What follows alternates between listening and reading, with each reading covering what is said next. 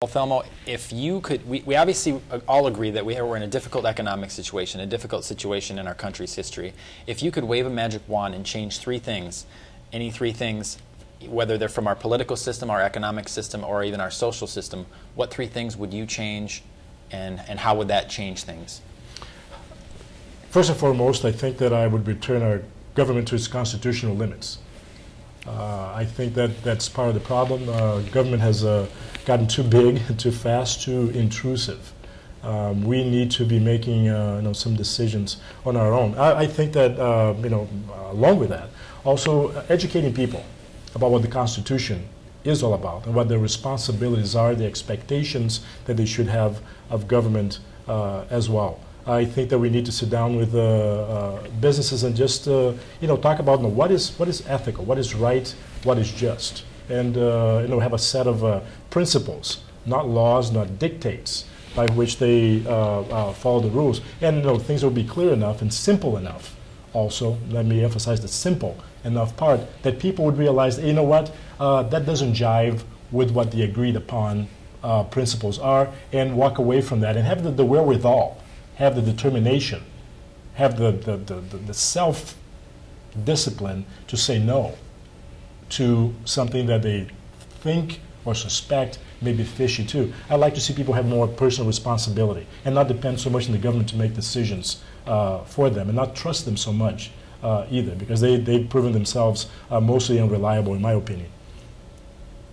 Okay. And Alexander, magic wand, three things you can change: political, economic, or social. Well, I'll touch on each one of them. Political, the first thing I would change is eliminate corporate money from politics entirely. Supreme Court opinions aside, I'm an attorney. I deal with the Constitution all the time. Granted, I do criminal offense, and I would like to see a return to the Fourth Amendment as well, but it's another issue. I think that we need to get all of that corporate money out of politics completely. I would advise, if I could wave a magic wand, individual contributions of cap it at $1,000. That's it. Nothing else. Anything else would be publicly financed or whatever. Both Barack Obama got elected and Newt Gingrich is rising up in the polls now, not because they had a lot of money. Newt's infrastructure is nothing. He's got no money. He was dead 4 months ago. Mm-hmm. He's there solely because of his free airtime. He's intellectually compelling, and he's convincing people it works, and that's the way politics should be.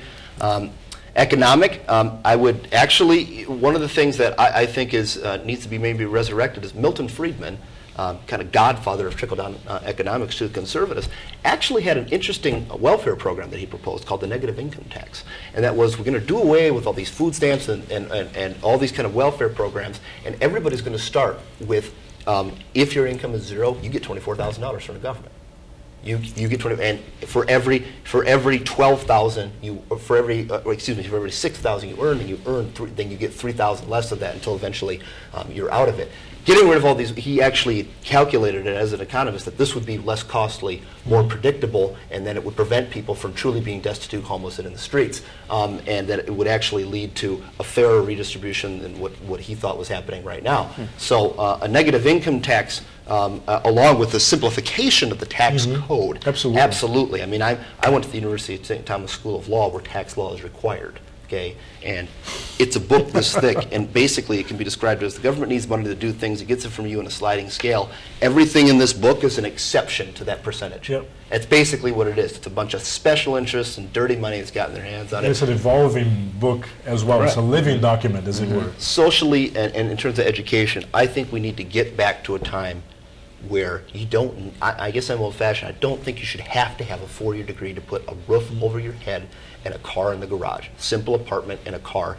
We need to have respect for people that turn a wrench in this country. We need to educate. We need to find a way to have people obtain some maximal amount of income with minimal amount of education and expenditure up the front door. And those used to be high-paying manufacturing jobs. Kids 19, 20 years old could get those jobs. And now those jobs are in Mexico or other places. And I think if we bring that back, that has been demonstrated. Your manufacturing base is the bedrock of the economy. If we don't restore the manufacturing base, we cannot, this illusion that we're all going to go to college, end up in suits, we're all going to be lawyers and finance executives is an absolute illusion. Those jobs aren't there. Okay.